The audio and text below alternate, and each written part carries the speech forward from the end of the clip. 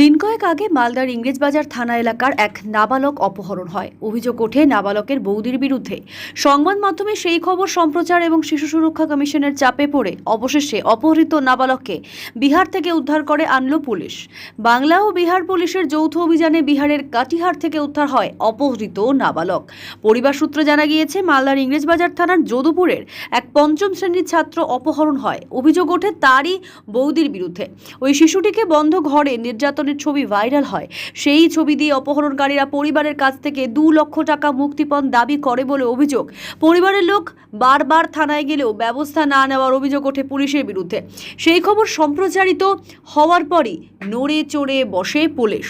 পরে মালদা শিশু সুরক্ষা দফতরের চাপে ইংরেজবাজার থানার পুলিশের একটি টিম বিহারে যায়। সেখানে বিহার পুলিশের সাথে যৌথ অভিযানে আজ শনিবার সকাল 6টা নাগাদ বিহারের কাটিহারে অভিযুক্ত বৌদির বাড়ি থেকে উদ্ধার হয় শিশুটি। গ্রেফতার করা হয় অভিযুক্ত মহিলাকে। সন্তানকে ফিরে পেয়ে খুশি পরিবারের সদস্যরা।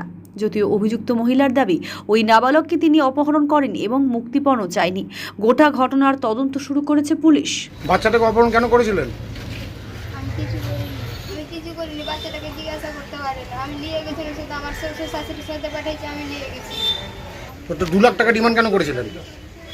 আমি জানি না, ওরা গালি দেওয়া কারা করেছিল এটা? আমার লোকের। আজ থেকে 5 দিন আগে কিডন্যাপ হয়েছিল। আমাদের বাড়ি থেকে আমার দেওরের বউ নিয়ে গিয়েছিল। 2 লক্ষ টাকা দাবি করছিল। তা আমরা 2 লক্ষ টাকা কোথায় পাবো, তার জন্য আমরা পুলিশ প্রশাসনের কাছে গিয়েছিলাম। আমাদের কোনো সাহায্য করেনি। পুলিশ প্রশাসনটা পরে থেকে অ্যাকশন নিল। রিপোর্টাররা এসেছিল, এসে সাহায্য করলো।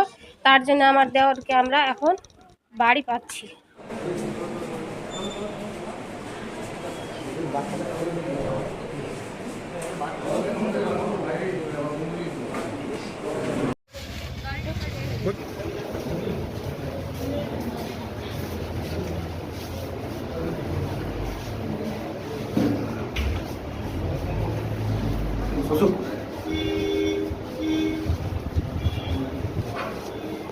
बस चलो भैया लगा